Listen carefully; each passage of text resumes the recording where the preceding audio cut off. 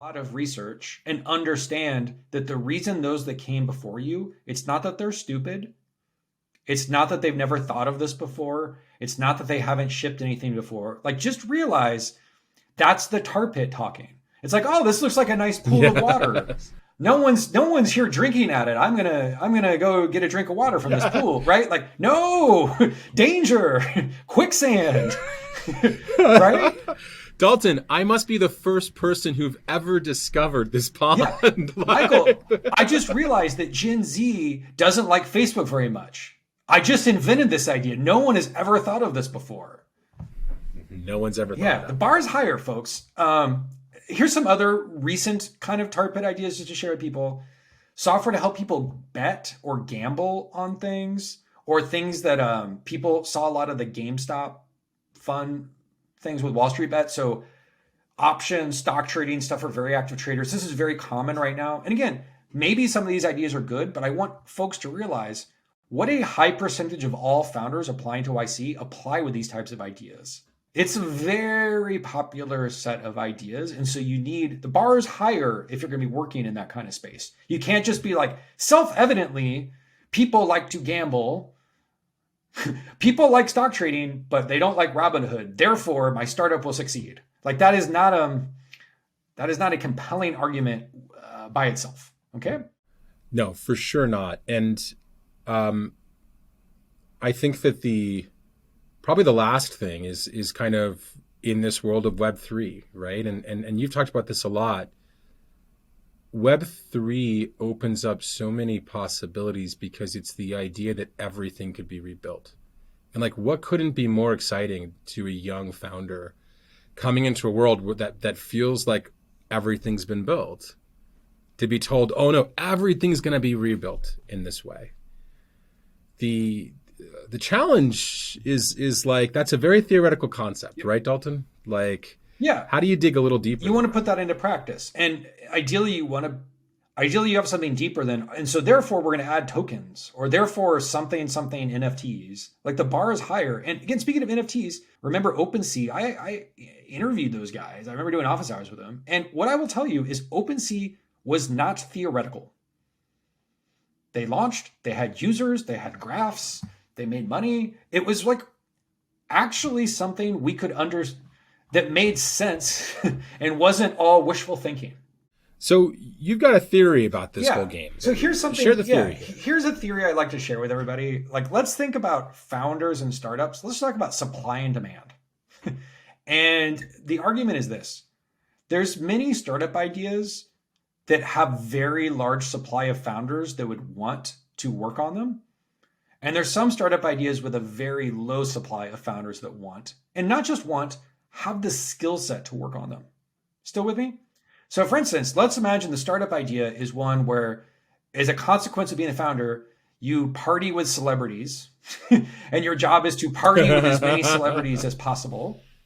Yes. I think the supply of founders that are excited about that, and again, a lot of this is the music discovery or the concert discovery. If your startup idea is, hey, I want to help people discover new concerts to go to, as a consequence of working on that startup idea, you're going to go to a lot of concerts and you're going to have a lot of fun.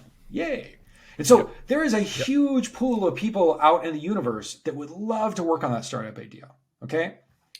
On the other side of the spectrum, the supply of founders that would want to build open source developer orchestration tools, pretty low.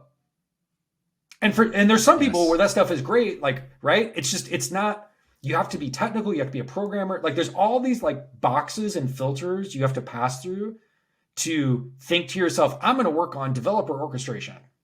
This is my passion.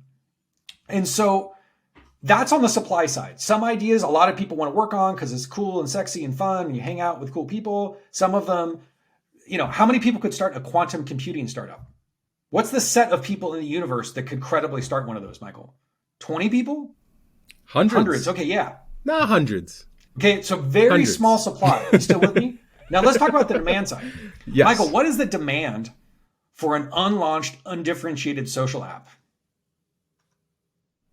0. Right? Think about how many apps launch in the zero App Store demand. every day, folks. Hundreds, thousands? I don't know. Like, most people don't search in the App Store for apps that launch that day to download them and try them out. People are busy. They don't care. And then also on the demand side, what's the demand for high quality software that solves a major business problem so that companies can run more efficiently in some industry? Yeah. Really high. Yeah. Like think about, again, you have to know what industry you're talking Let's about. take your most expensive workers. Yeah, let's take your most expensive workers and make them 50% more productive. Yeah. What do you think? It's something like Retool, I guess, would be an example. That sounds it's like, great. oh, here's a no-code tool to help you let your non-technical people effectively be coders to build all these dashboards. What's the demand for a product like that? Infinite. Yeah. People want that. Yes. And so I think when we're talking about Tarpit ideas, what we're describing is ideas that have the largest oversupply of founders that want to start them relative to market demand. And I think you can think about this in terms of like being on the job market or something. If you don't really have differentiating skills from other candidates, it's just going to be harder than if you have really differentiated, really special skills that stand out from the crowd.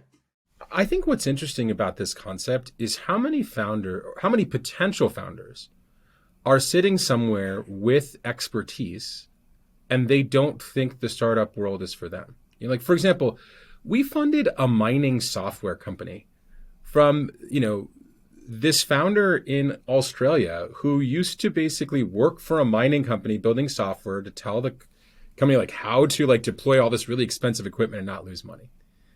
And I think that there are probably hundreds of people like this founder who would never think that the startup world is for them, because they would think the startup world's for people making stuff for creators or social networks or da-da-da-da.